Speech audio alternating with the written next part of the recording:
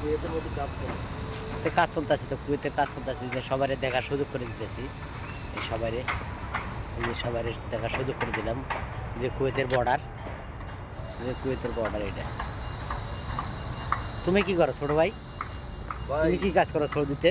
এই যে ভাই, এই যে দালালে কয়ে পাঠাইছে ভাই, কাজ দেবে ভাই ক্লিনিয়ার ভাই। এসে দেখি ভাই যে ক্লিনিয়ার কাজ দিতে ভাই, কিন্তু যা কয়ে দিতে ভাই অফিস ক্লিনিয়ার তো ভাই পাইনি ভাই, রাস্তা ক্লিনিয়ার কাজটা পাইছি ভাই। হ্যাঁ, এখন কি অবস্থা তোমার? কি অবস্থা আমার অবস্থা ভাই, কোম্পানি ভাই 3 মাস ভাই বেতন দেয় না ভাই। আমরা কাজ করি ভাই একসাথে ভাই 12 জন ভাই, আজকে ভাই কেউই আসি নাই ভাই। আমার একা একা আনে ভাই ছাইড়ে যাচ্ছে মুদিরি। তো তুমি কেন আসছো ভাই আমার ভাই বেতন করে এই দেয় না ভাই। কোম্পানিতে? আসছো কেন তুমি? ভাই আমি তো ভাই এই কোম্পানিতে আসিনি ভাই। তোমার কোম্পানির নাম কি? আমার কোম্পানির নাম ছিল ভাই এমদাদ এফএম। আমার ভাই আইনে ফেলাইছে ভাই জোসার এমদাদে ভাই। কারণ ভাই আমার দালালে ভাই কই পাঠাইছে ভাই, আমার কোম্পানি ডাইরেক্ট ভাই আইসে পাইছি ভাই সাপ্লাই। আমার কোনো বেতন করি দে না ভাই।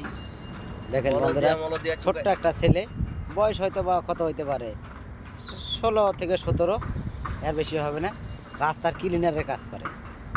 এর মতো আর দুঃখ আছে? যারা প্রবাসে থাকে তাদের জন্য একটু দোয়া করবেন, এই ছোট বাচ্চাটার জন্য দোয়া করবেন সবাই। আল্লাহ হাফেজ, আসসালামু আলাইকুম।